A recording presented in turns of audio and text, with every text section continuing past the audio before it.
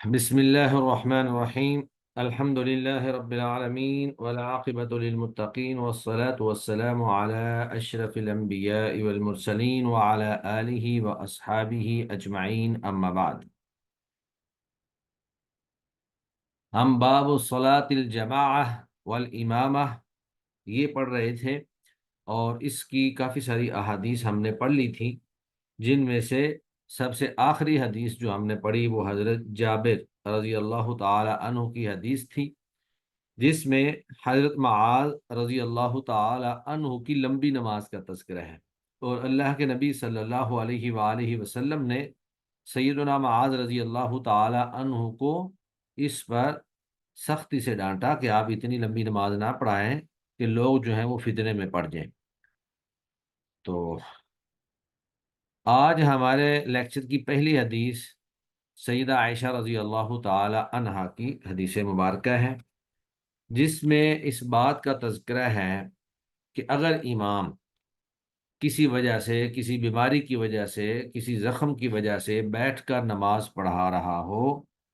تو مقتدی جو ہے وہ پیچھے کھڑے ہو کر ہی نماز پڑھیں گے، وہ بیٹھ کر نہیں پڑھیں گے، مقتدی کھڑے ہو کر ہی نماز پڑھیں گے۔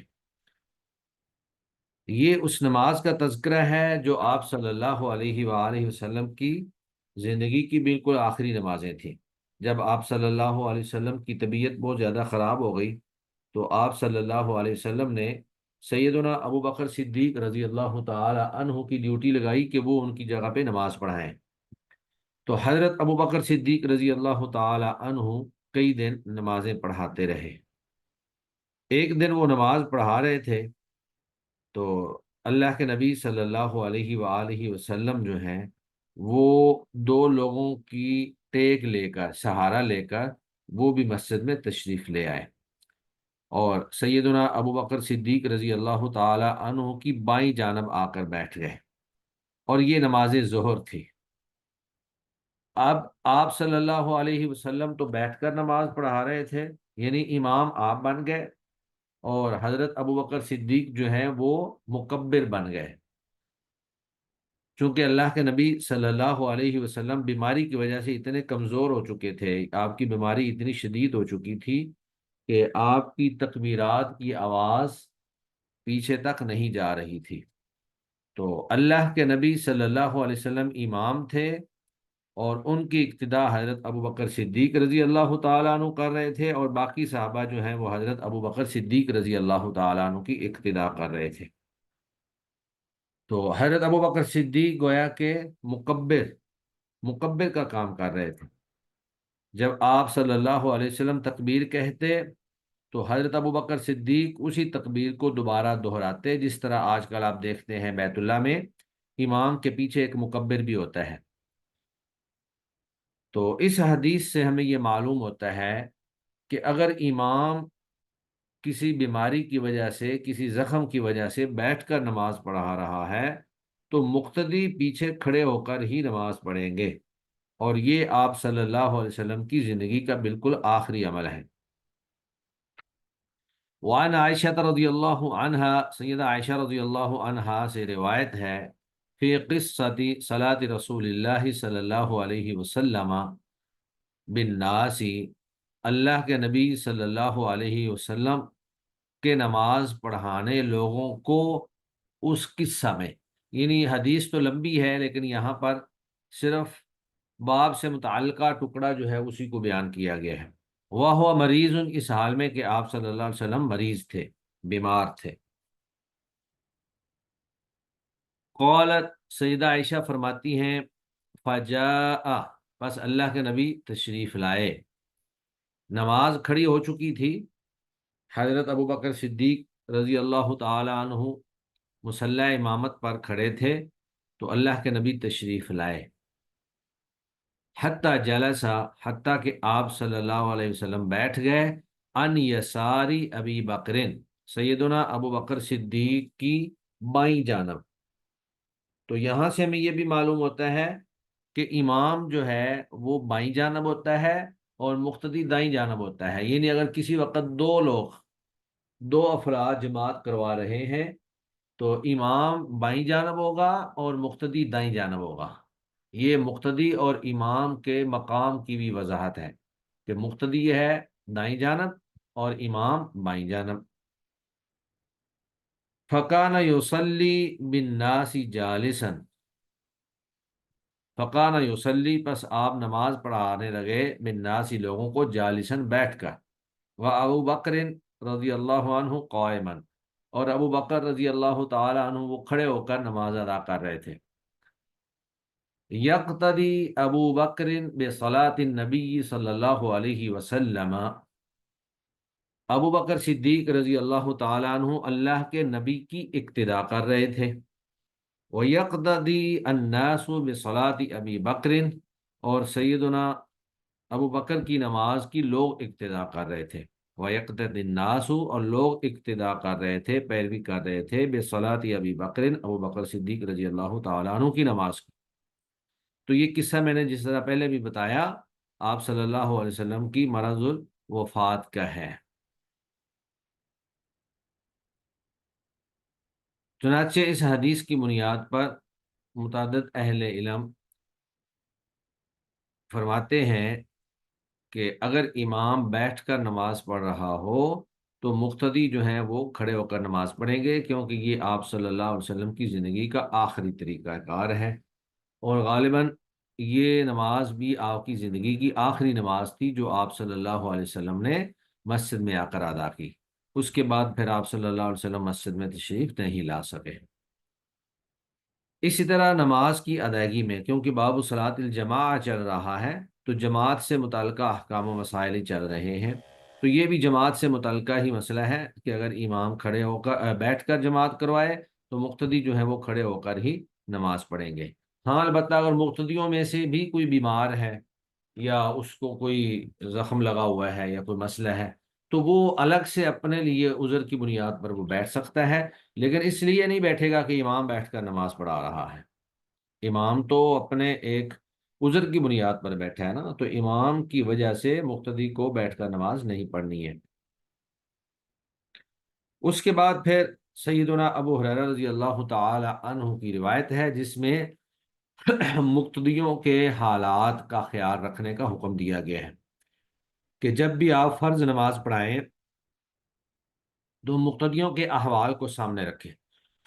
مقتدیوں کا خیال رکھنا چاہیے۔ ایسا نہیں ہونا چاہیے کہ آدمی فرض نماز کے اندر سورہ بقرہ شروع کر دے یا لمبی لمبی صورتیں جو ہیں وہ پڑھنا شروع کر دے، چونکہ مقتدی مختلف حالات اور مختلف طرح کے ہو سکتے ہیں، ان میں بچے بھی ہوتے ہیں، بوڑھے بھی ہوتے ہیں، بیمار بھی ہوتے ہیں، ضرورت مند بھی ہوتے ہیں، ہر طرح کے لوگ جو ہیں وہ مقتدیوں کے اندر شامل ہوتے ہیں، تو تمام مقتدیوں کا خیال رکھنا چاہیے۔ پیچھے اللہ کے نبی صلی اللہ علیہ وآلہ وسلم نے حضرت معاذ رضی اللہ تعالیٰ عنہ کو لمبی نماز پڑھانے پر سخت ڈانٹا اور انہیں فتنہ باز قرار دیا کہ کیا آپ فتنہ میں ڈالنا چاہتے ہیں لوگوں کو۔ تو یہاں بھی آپ صلی اللہ علیہ وسلم نے اسی بارے میں رہنمائی فرمائی ہے۔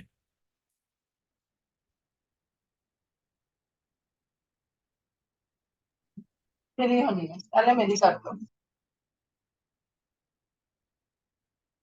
وعن ابی ہریرہ رضی اللہ تعالی عنہ، سیدنا ابو ہریرہ رضی اللہ تعالی عنہ سے مروی ہے ان النبی صلی اللہ علیہ وسلم، بے شک نبی کریم صلی اللہ علیہ وآلہ وسلم نے فرمایا، تو یہ آپ صلی اللہ علیہ وسلم کی قولی حدیث ہے۔ آپ صلی اللہ علیہ وسلم نے فرمایا اذا اما احدکم الناس، جب تم میں سے کوئی شخص امامت کروائے لوگوں کو، اذا اما جب امامت کروائے، احدکم تم میں سے کوئی ایک، الناس لوگوں کو، فلیخفف بس اسے چاہیے کہ وہ ہلکی پھلکی نماز پڑھائے، فرض نماز ہلکی پھلکی پڑھائے۔ وجہ کیا ہے؟ فإن فیہم الصغیرہ، بے شک ان مقتدیوں میں کچھ چھوٹے بچے بھی ہو سکتے ہیں، والکبیرہ اور بوڑھے لوگ بھی ہو سکتے ہیں۔ اب چھوٹے بچوں کو لمبی نماز پڑھانا، اس طرح بوڑھے لوگوں کو لمبی نماز پڑھانا، والضعیفہ اور کمزور بھی ہو سکتے ہیں، ناتواں، وذا الحاجہ اور ضرورت مند بھی ہو سکتے ہیں۔ یعنی ایک شخص ضرورت مند ہے اپنی دکان بند کر کے نماز پڑھنے کے لیے آیا ہے، یا وہ مسافر ہے اور وہ نماز پڑھنے کے لیے آ گیا ہے کہ چلیں جلدی سے یہاں سے میں نماز پڑھ لیتا ہوں اور پھر میں آگے چلا جاؤں گا، یا اس کو کوئی کام ہے، کچھ نے کہا میں نماز پڑھ لوں اور پھر میں اپنے کام چلا جاؤں گا، اور امام صاحب جو ہیں وہ نماز لمبی کر دیں، تو پھر یہ لوگوں کو نماز با جماعت سے متنفر کرنے والی بات ہے، لوگ پھر ایسے امام کے پیچھے نماز نہیں پڑھتے ہیں۔ پھر آگے اللہ کے نبی نے فرمایا فَإِذَا صَلَّى وَحْدَهُ، جب وہ اکیلا نماز پڑھے، اکیلے نماز سے مراد نفلی نماز یا سنتیں، کیونکہ سنتیں آدمی اکیلا پڑھتا ہے یا نفلی نماز اکیلے پڑھتا ہے، تو فرضی نماز تو اکیلے پڑھنے کی اجازت نہیں ہے عذر کے بغیر، کیونکہ فرضی نماز با جماعت ہی ادا کی جائے گی۔ فَإِذَا صَلَّى وَحْدَهُ، جب وہ اکیلا نماز پڑھے، فَلْيُصَلِّ كَيْفَ شَاءَ، تو پھر وہ جس طرح چاہے نماز پڑھ لے، جتنی مرضی لمبی کر لے، کیونکہ اس کو اپنے حالات کا، اپنے احوال کا، اپنی ضروریات کا اچھی طرح سے علم ہے، اور اس کو پتہ ہے کہ میں پڑھ سکتا ہوں یا نہیں پڑھ سکتا، لیکن اس کو اپنے مقتدیوں اور پچھلے لوگوں کے حالات کا نہیں علم۔ تو یہ اسلام کی خوبصورتی ہے، آپ صلی اللہ علیہ وسلم کی شفقت ہے کہ آپ صلی اللہ علیہ وسلم نے عبادات میں بھی لوگوں کے احوال و حالات اور ان کی ضروریات اور مصروفیات اور ان کی صحت و بیماری کا خیال رکھنے کا حکم دیا ہے، اور اللہ کے نبی اس کا بڑا اہتمام فرمایا کرتے تھے، جس طرح کہ ایک حدیث کے اندر موجود ہے کہ اللہ کے نبی نے فرمایا کہ میں جب نماز پڑھاتا ہوں تو میرا دل ہوتا ہے کہ میں لمبی نماز پڑھاؤں، اور جب پیچھے سے کسی بچے کے رونے کی آواز آتی ہے تو میں اپنی نماز کو مختصر کر دیتا ہوں، تاکہ اس بچے کی والدہ اور ماں جو ہے وہ پریشان نہ ہو۔ تو یہ آپ صلی اللہ علیہ وآلہ وسلم کی امت پر شفقت تھی۔ تو ہر امام کو، جو بھی امام ہو، جو بھی جماعت کروا رہا ہو، اس کو ان چیزوں کا خیال رکھنا چاہیے۔ یہ نہیں سوچنا چاہیے کہ مجھے نماز پڑھانے کا موقع مل گیا ہے، اب میں جتنی مرضی لمبی نماز پڑھاؤں۔ تو فرضی نماز جو لوگوں کو آپ پڑھا رہے ہیں وہ ہلکی پھلکی ہی ہو، اور جو آپ اکیلے نماز پڑھ رہے ہیں، بے شک وہ سنتے ہیں یا وہ نوافل ہیں، وہ آپ جتنی مرضی لمبی ادا کر لیں، اس میں کوئی مسئلہ نہیں ہے۔ اس کے بعد پھر آگے ہے کہ امامت، کیا چھوٹی عمر کا بچہ جو ہے وہ امامت کروا سکتا ہے؟ نابالغ بچہ تو بالکل کروا سکتا ہے، اگر اس کو قرآن مجید یاد ہے اور وہ قرآن مجید پڑھا ہوا ہے، قرآن مجید کا حافظ ہے، قاری ہے۔ اس میں بنیادی چیز یہی ہے کہ امام وہ ہونا چاہیے جس کو زیادہ سے زیادہ قرآن مجید یاد ہو۔ تو حضرت عمر بن سلمہ یہ بچے تھے، اور جب ان کا قبیلہ مسلمان ہوا تو نبی کریم صلی اللہ علیہ وسلم نے فرمایا کہ تم میں سے جس کو قرآن مجید زیادہ یاد ہو اس کو اپنا امام بنا لو۔ تو جب قبیلے کے لوگوں سے قرآن مجید سنا گیا یا پوچھا گیا، تو عمر بن سلمہ جو 6 سال یا 7 سال کے بچے تھے، ان کو سب سے زیادہ قرآن مجید یاد تھا۔ اس کی وجہ یہ تھی کہ یہ مسلمانوں کے قافلوں کو ملتے رہتے تھے اور ان سے کچھ نہ کچھ قرآن مجید یاد کرتے رہتے تھے، تو ان کو پھر امام بنا دیا گیا۔ اب اس حدیث کے اندر تو یہ تذکرہ نہیں ہے، لیکن ایک دوسری جگہ یہ بھی موجود ہے کہ یہ اتنے چھوٹے بچے تھے کہ یہ صرف قمیض ہی پہنتے تھے، نیچے ان کا کپڑا نہیں ہوتا تھا۔ تو یہ ایک دفعہ نماز کروا رہے تھے تو ہوا آئی اور یہ ننگے ہو گئے، تو ایک عورت وہاں سے گزر رہی تھی، تو وہ کہنے لگی کہ کیا تم اپنے امام کو کپڑے بھی نہیں پہنا سکتے ہو؟ چنانچہ پھر لوگوں نے مل کر ان کو ایک اچھا جوڑا جو ہے وہ گفٹ کیا۔ تو عمر بن سلمہ کہتے ہیں کہ میں اس سے بہت زیادہ خوش ہوا۔ تو یہ عمر بن سلمہ رضی اللہ تعالیٰ عنہ ان کی اپنی ہی روایت ہے، کہتے ہیں وعن عمرو بن سلمہ رضی اللہ عنہ قال، عمر بن سلمہ رضی اللہ عنہ سے مروی ہے، انہوں نے کہا قال ابی، میرے باپ نے کہا، یعنی ان کا باپ ایک وفد کے ساتھ نبی کریم صلی اللہ علیہ وآلہ وسلم کے پاس گیا تھا۔ تو اصل میں فتح مکہ سے پہلے بہت سارے قبائل اس انتظار میں تھے کہ اگر تو مکہ فتح ہو گیا اور مسلمانوں کے قبضہ میں آ گیا تو پھر ہم یہ سمجھیں گے کہ اللہ کے نبی صلی اللہ علیہ وسلم سچے ہیں اور ہم بھی مسلمان ہو جائیں گے، اور اگر یہ مکہ فتح نہ ہوا تو پھر ہم ابھی تک کسی طرف بھی نہیں لگتے، ہم مسلمان نہیں ہوتے۔ تو کئی ایک قبائل جو ہیں وہ فتح مکہ کا انتظار کر رہے تھے، ان میں سے بنو سلمہ قبیلہ بھی تھا۔ تو عمر بن سلمہ رضی اللہ تعالی عنہ کے والد ایک وفد لے کر جب مکہ فتح ہوا تو اللہ کے نبی صلی اللہ علیہ وسلم سے ملنے گئے، اور جا کر اسلام قبول کیا، اور اپنے قبیلے کی طرف سے کہا کہ انشاءاللہ ہمارا قبیلہ جو ہے وہ بھی مسلمان ہو جائے گا۔ جب واپس آئے تو پھر آ کر انہوں نے لوگوں سے یہ بات کہی، قال ابی، میرے باپ نے کہا، جئتکم من عند النبی صلی اللہ علیہ وسلم حقا، میں تمہارے پاس نبی کریم صلی اللہ علیہ وسلم کے پاس سے آیا ہوں، حقا، جن کی نبوت برحق ہے۔ فقال، اور فرمایا کہ اللہ کے نبی نے مجھے کہا ہے کہ اذا حضرت الصلاۃ، جب نماز کا وقت ہو جائے، فلیؤذن احدکم، بس تم میں سے کوئی ایک اذان کہے، ولیؤمکم اکثرکم قرآنا، اور تمہیں امامت وہ کروائے اکثرکم قرآنا، جسے زیادہ سے زیادہ قرآن یاد ہو۔ قال، تو عمر بن سلمہ کہتے ہیں، فناظروا، بس انہوں نے دیکھا کہ دیکھیں کون زیادہ، کس کو زیادہ قرآن یاد ہے۔ فلم یکن، پس نہیں تھا کوئی بھی احد، کوئی بھی ایک، اکثر قرآن منی، مجھ سے زیادہ قرآن کو یاد کرنے والا،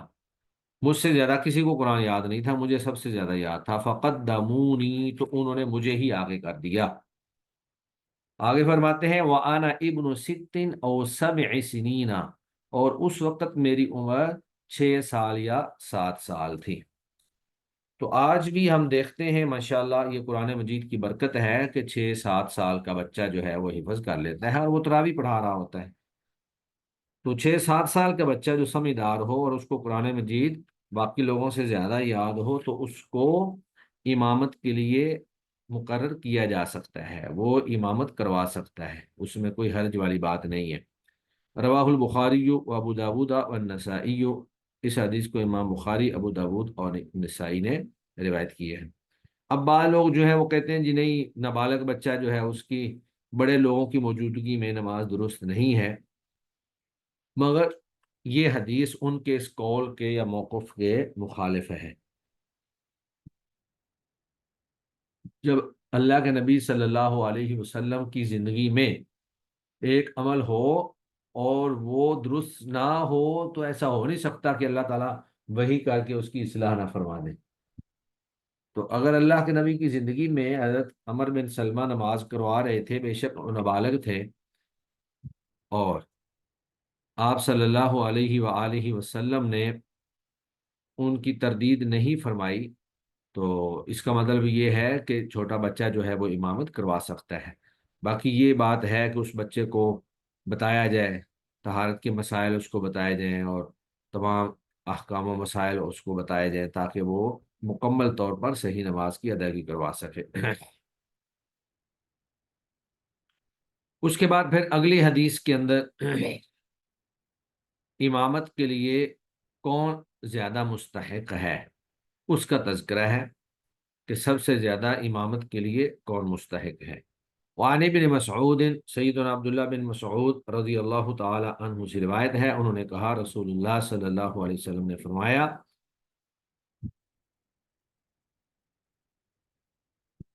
یا القوم، لوگوں کو امامت وہ کروائے، اقرؤہم لکتاب اللہ تعالی،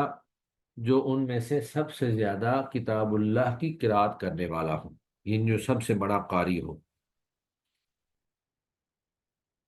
آگے، فَإِن كَانُوا فِي الْقِرَاءَةِ سَوَاءً،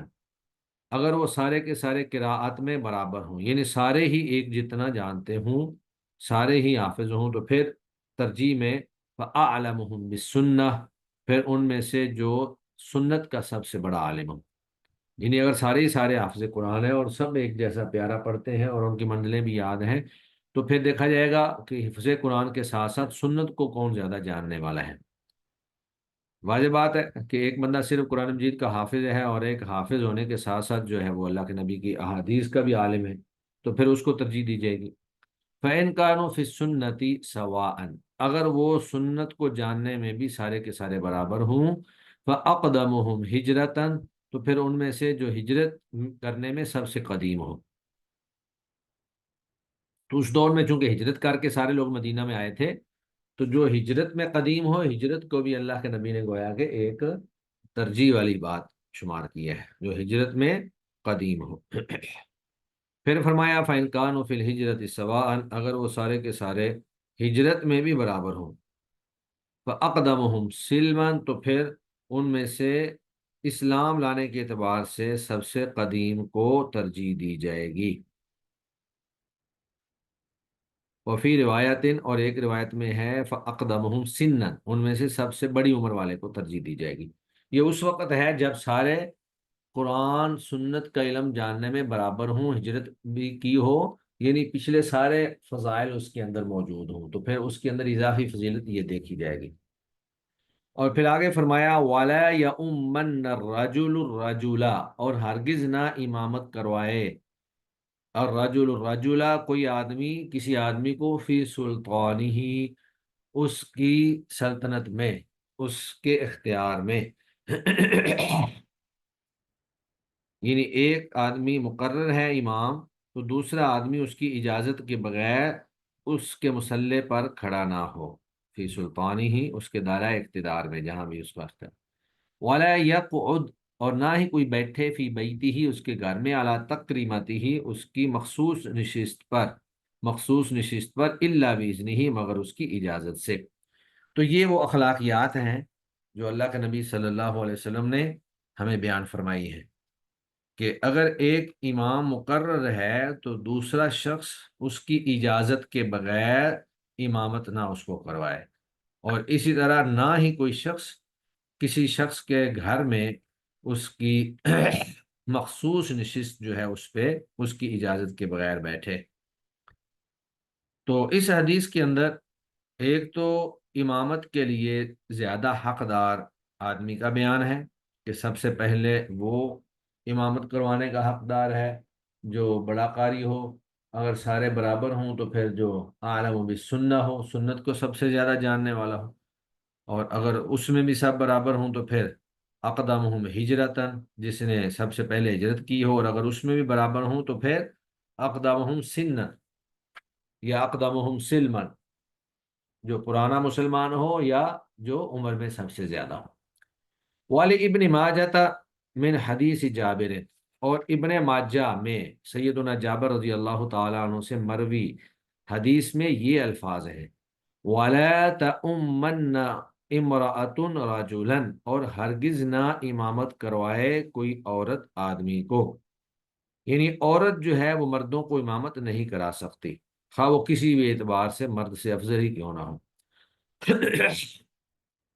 عورت عورتوں کو امامت کروا سکتی ہے، لیکن عورت مردوں کو امامت نہیں کروا سکتی۔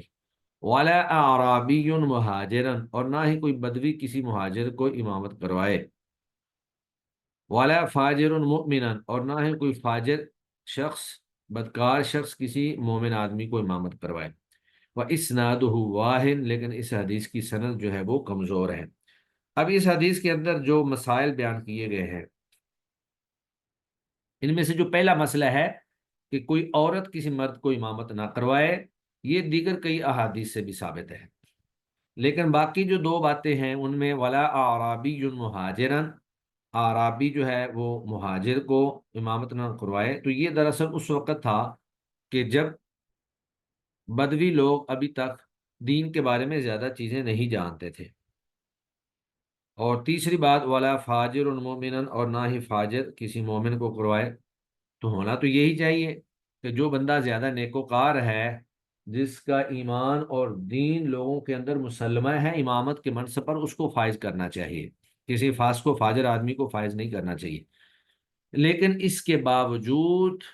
یہ حدیث ضعیف ہے، کیونکہ حدیث ضعیف ہے، لہذا اس حدیث کی بنیاد پر ہم کوئی مسئلہ استنباط نہیں کر سکتے۔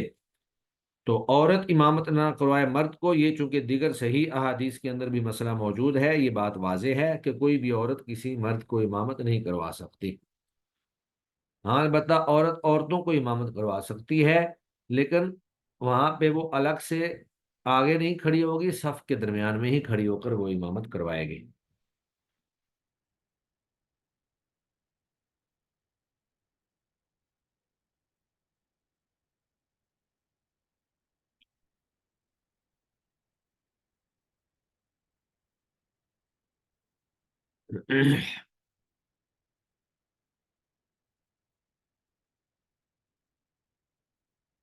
باقی جو یہ بات ہے کہ دیہاتی آدمی کسی مہاجر کو امامت نہ کروائے، تو چونکہ یہ حدیث ضعیف ہے، لہٰذا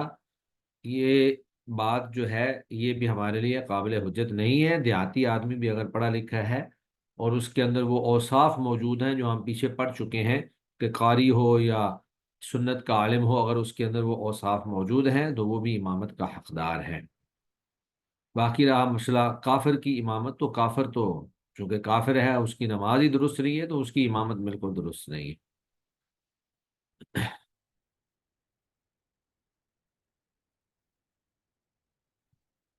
اس کے بعد اہل علم نے جو اس حدیث سے چند ایک مسائل استنباط کیے ہیں، ان میں سے ایک یہ ہے کہ سگریٹ نوش اور داڑھی کاٹنے والا، اس کی امامت بھی صحیح نہیں، کیونکہ یہ دونوں فاجر ہیں، فاسق ہیں۔ پھر اگر ملاوٹ کرنے والا، سود خور، رشوت خور، حرام خور، شراب نوش، ان سب کی امامت بھی بوجہ فسق کے درست نہیں۔ پھر غیبت کرنے والا بھی فاسق ہونے کی وجہ سے امامت کا اہل نہیں۔ اسی طرح جھوٹ بولنے والا، بہتان تراش اور مردود الشہادہ، اس کا بھی یہی حکم ہے۔ تو سوال یہ ہے، اب سوال یہ پیدا ہوتا ہے کہ آج کل ان چیزوں سے کون محفوظ اور سلامت اور بچا ہوا ہے؟ اگر کوئی داڑھی نہیں کاٹتا تو وہ جھوٹ بولتا ہے، یا اس کے اندر غیبت وغیرہ جیسے گناہ محفوظ ہیں، تو اب کیا کیا جائے؟ تو اس باب میں پھر راجع یہی ہے کہ جب حالات اس نہج پر چلے جائیں کہ نیکی جو ہے وہ کم ہو جائے اور برائی کا فروغ زیادہ ہو، تو پھر فاسق و فاجر لوگوں میں سے دیکھا جائے کہ کون ان میں سے بہتر ہے۔ وہ کہتے ہیں جی کانوں اندھوں میں کانا راجا، تو پھر اسی اعتبار سے دیکھا جائے گا کہ ان میں سے کون بہتر ہے۔ جو ان میں سے بہتر ہو اس کو پھر امام بنا دیا جائے، اور پھر اس کی امامت انشاءاللہ درست ہوگی۔ لیکن امامت کے منصب میں کوشش یہ کرنی چاہیے کہ اچھے سے اچھے انسان کو کھڑا کیا جائے، کیونکہ وہ ایک نمونہ ہوتا ہے دوسروں کے لیے۔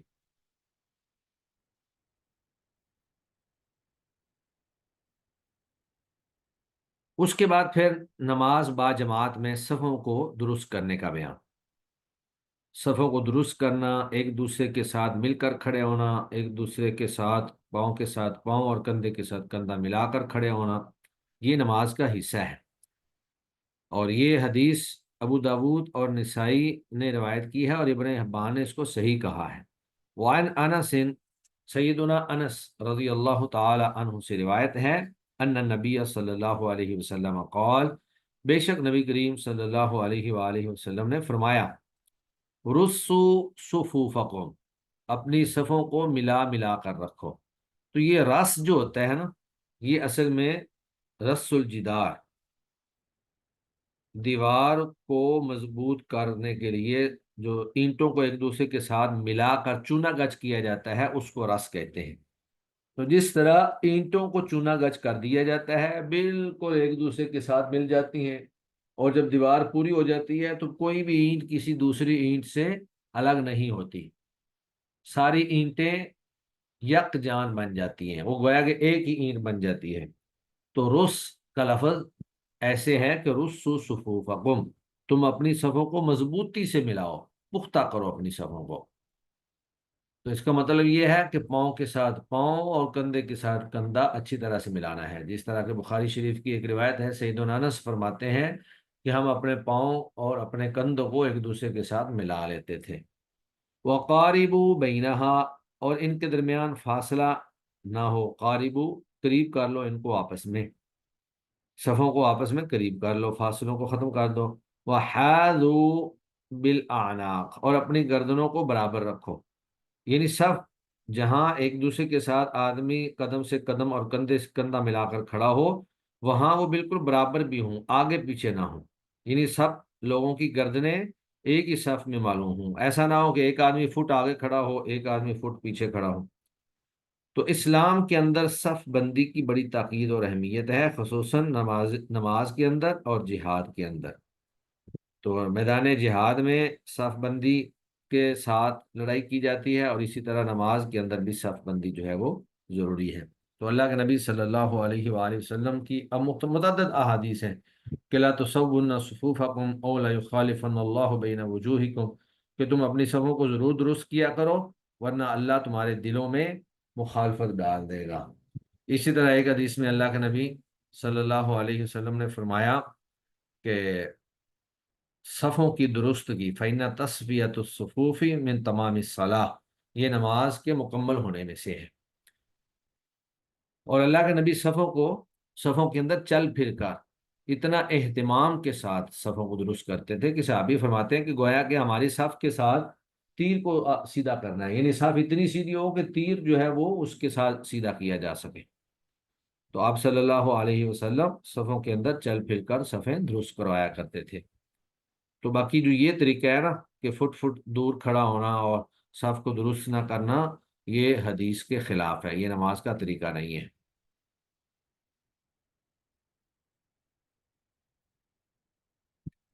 تو صف میں مل کر کھڑا ہونا یہ جمہور اہل علم کے نزدیک مستحب ہے، تو مستحب عمل کو بھی اپنانا چاہیے کیونکہ اس سے انسان کو اجر ہی ملتا ہے۔ تو نماز میں صف بندی کروانا یہ امام کے لیے ضروری ہے کہ وہ جب بھی نماز پڑھائے صفوں کو درست کروائے۔ صفوں کے بارے میں ایک تو زبان سے بھی کہے کہ صفیں درست کر لیں، اور اس کے ساتھ ساتھ صفوں کے اندر چل پھر کر بھی دیکھے کہ کون کون سی صفیں درست نہیں ہیں، صفیں درست کروا کے پھر نماز شروع کریں۔ اب صفوں میں چونکہ اللہ کے نبی صلی اللہ علیہ وسلم کے دور میں عورتیں بھی مسجد میں ہی آ کر نماز ادا کرتی تھیں، پہلے مردوں کی صفیں ہوتی تھیں، اس کے بعد بچوں کی، اور آخر میں عورتوں کی۔ تو وہ ایک معیاری اور مثالی معاشرہ تھا جس میں فتنے کا اندیشہ بہت کم تھا، ایمان ان لوگوں کا مضبوط تھا۔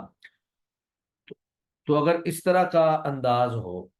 آج بھی ہو سکتا ہے، لیکن چونکہ یہ فتنے کا دور ہے تو اہل علم کہتے ہیں کہ عورتوں کے لیے الگ سے ہی بندوبست ہونا چاہیے۔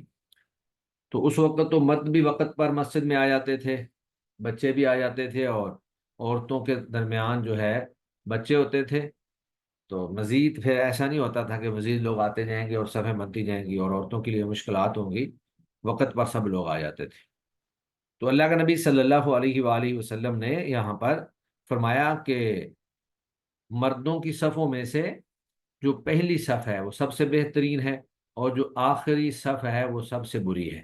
اور عورتوں کی صفوں میں سے سب سے آخری صف جو ہے وہ بہترین ہے، اور جو پہلی صف ہے وہ بری ہے۔ تو یہ اصل میں اس اعتبار سے تھا کیونکہ جو مردوں کی آخری صف اور عورتوں کی پہلی صف، تو وہاں مردوں زن کا جو اختلاط ہے اس کا اندیشہ زیادہ ہوتا تھا۔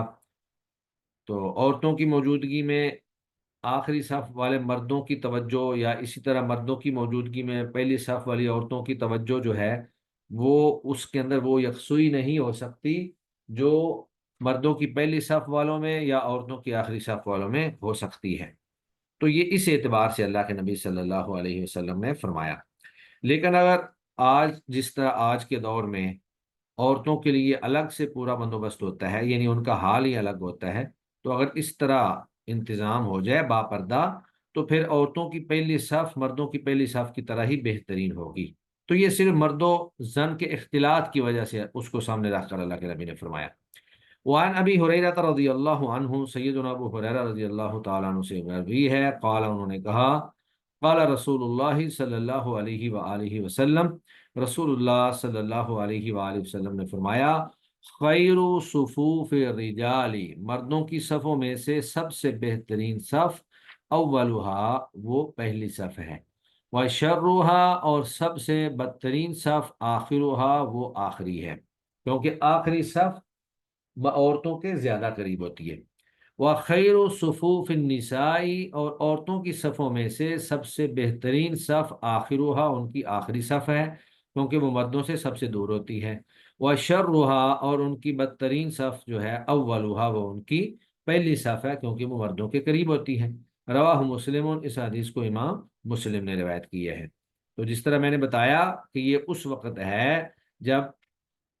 اگلی صفیں مردوں کی ہوں، اس کے بعد بچے ہوں، اور اس کے بعد پھر عورتوں کی صفیں ہوں۔ لیکن اگر